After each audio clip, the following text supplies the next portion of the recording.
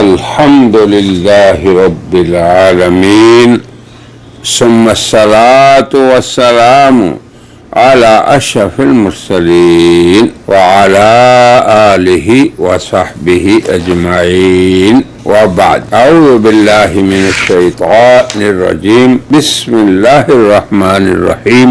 وَإِذْ يَرْفَعُ إِبْرَاهِيمُ الْقَوَاعِدَ مِنَ الْبَيْتِ وَإِسْمَاعِيلُ رَبَّنَا تَقَبَّلْ مِنَّا إِنَّكَ أَنْتَ السَّمِيعُ الْعَلِيمُ. صدق اللہ العظیم. وذی وقار سامعین و ناظرین، یہ سورہ بقرہ کی آیت نمبر 127 اللہ اکبر، جس میں باری تعالی شانہ نے ابراہیم اور اسماعیل دونوں کے بنائے بیت کا ذکر کیا کہ بیت اللہ شریف کو بناتے ہوئے، اس کی بنیادوں کو اٹھاتے ہوئے، اس کی دیواروں کو بلند کرتے ہوئے دونوں نے کیا اللہ سے دعا کی؟ ربنا تقبل منا.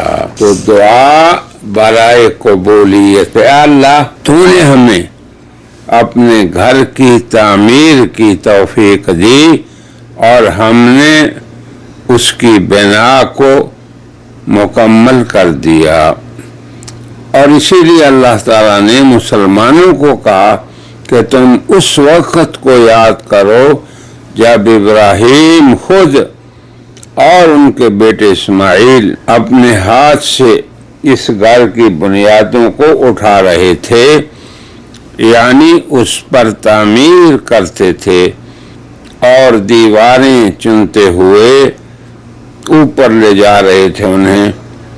اور اسی طرح اسماعیل بھی اپنے والد کے ساتھ اسی کام میں مشغول تھے. اور یہ دونوں اللہ کے برگزیدہ بندے، دونوں نبی عظیم المرتبت، نہایت عاجزی اور انکساری کے ساتھ یہ دعا کر رہے تھے.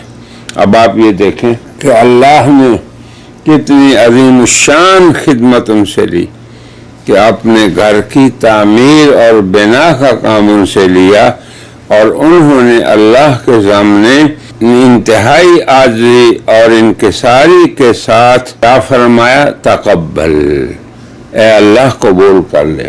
ہمیں بھی یہ چاہیے، امت مسلمہ کا ہر فرد اللہ نے اسے کارآمد بنایا ہے، کوئی بندہ نہ بیکار نہیں. جب بھی آپ سے اللہ کوئی کام لے، ملک کا، ملت کا، امت کا کوئی خدمت آپ سے اللہ لے، اپنے علاقے، محلے، شہر اور ملک کے لوگوں کی، تو اللہ سے آپ نے ہمیشہ عاجز رہنا ہے اور اللہ کے سامنے انکساری کا اظہار کر کے سب سے پہلے اللہ سے اپنے اس عمل کی قبولیت کو مانگنا ہے. یہ ہے جو نصیحت ہے اور درس عبرت ہے ہمارے لیے. ربنا تقبل منا، کہ عمل کے بعد اس کی قبولیت کی اللہ سے دعا کرنا. ہمارے استاد حضرت مولانا ادریس صاحب نے معارف القرآن میں لکھا ہے کہ قبول اور تقبل میں یہ فرق ہے کہ جو چیز لائق پذیرائی ہو وہاں لفظ قبول استعمال کرتے ہیں، اور جو چیز ناقص ہو، قابل پذیرائی نہ ہو، وہاں لفظ تقبل استعمال کرتے ہیں. اس لیے کہ لفظ تقبل باب تفاعل سے ہونے کی وجہ سے تکلف پر دلالت کرتا ہے. یہ ایک علمی نقطہ ہے جو لغت سے تعلق رکھتا ہے اور قرآنی الفاظ کو سمجھنے میں مدد دیتا ہے. اور تکلف و قبول اس بات کا مقتضی ہے کہ وہ چیز لائق قبول نہ ہو. یعنی بندے کو اپنے عمل پر بھروسہ کر کے، اعتماد کر کے یہ نہیں سمجھنا چاہیے کہ میں اپنے عمل کی وجہ سے اللہ کا مقبول بندہ بن جاؤں، اللہ کا قرب حاصل کروں۔ بلکہ حدیث میں ہے، نبی کریم صلی اللہ علیہ وسلم نے فرمایا کہ کوئی شخص اپنے اعمال کی وجہ سے جنت میں داخل نہیں ہوگا۔ پھر جب ایک صحابی نے آپ سے پوچھا کہ یا رسول اللہ آپ بھی؟ تو فرمایا ہاں میں بھی، حتیٰ یتغمدنی اللہ برحمتہ، حتیٰ کہ اللہ اپنی رحمت سے مجھے ڈھانپ لے۔ تو بہرحال عمل کے بعد اس کی قبولیت اور عجز و انکساری کا اظہار، یہ ہے شیوائے اہل ایمان، اور یہ ہے اللہ کے ان عظیم المرتبت دونوں باپ اور بیٹا جو نبی ہیں ان کی اللہ کے اس عظیم الشان گھر کی اور اس عظیم المرتبت کی عمل کی تکمیل کے ساتھ اور بنانے کے ساتھ ساتھ اللہ سے دعا۔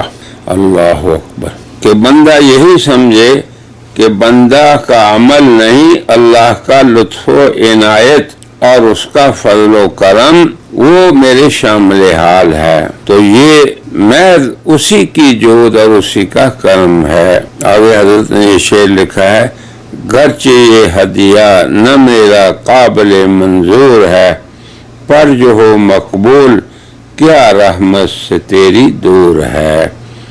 اگر بالفرض کوئی عمل قابل قبول بھی ہو تب بھی حق تعالی شان ہو کے ذمہ اس کا قبول کرنا واجب نہیں۔ اللہ اکبر، یہ دیکھو کتنا عظیم نقطہ ہے کہ انسان کو پہلے تو اپنے عمل پہ بھروسہ نہیں کرنا، بلکہ اسے اللہ کی توفیق سمجھ کے پھر اللہ سے قبولیت کی دعا کرنا۔ پھر اس کے بعد یہ کہ اگر کوئی عمل قابل قبول بھی ہو تب بھی حق تعالی شان ہو کے ذمہ اس کا قبول کرنا واجب نہیں۔ دیکھو میرے برادران اسلام، کتنا عظیم نقطہ ہے انسان کے عمل اور اس کی نیت اور اس کے اندر کی اصلاح کا، کہ اللہ کے ذمہ واجب نہیں کہ وہ اسے قبول کرے۔ اس لیے قبولیت کے لیے مستقل درخواست چاہیے، جیسے کہ یہاں آپ نے سن لی ابراہیم اور اسماعیل کی زبان سے، اور قرآن نے اس کو ہمیشہ ہمیشہ کے لیے قیامت تک کے لیے اپنے اندر ریکارڈ کر لیا۔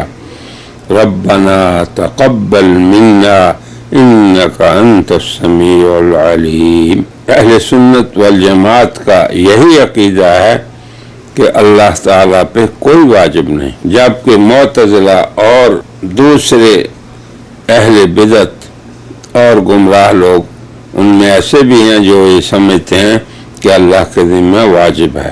یہ ایک نادانی کی بات ہے اور جناب باری تعالیٰ کی جناب میں بڑی جسارت۔ اللہ ہو، لہذا یقین رکھنا چاہیے کہ بارگاہ خداوندی میں وہی عبادت اور وہی خدمت مقبول ہے جس کو کرنے والا دل و جان سے قابل قبول نہ سمجھے اور کرنے والے کی نظر اپنے عمل پر نہیں بلکہ اللہ کے لطف اور فضل پر ہو۔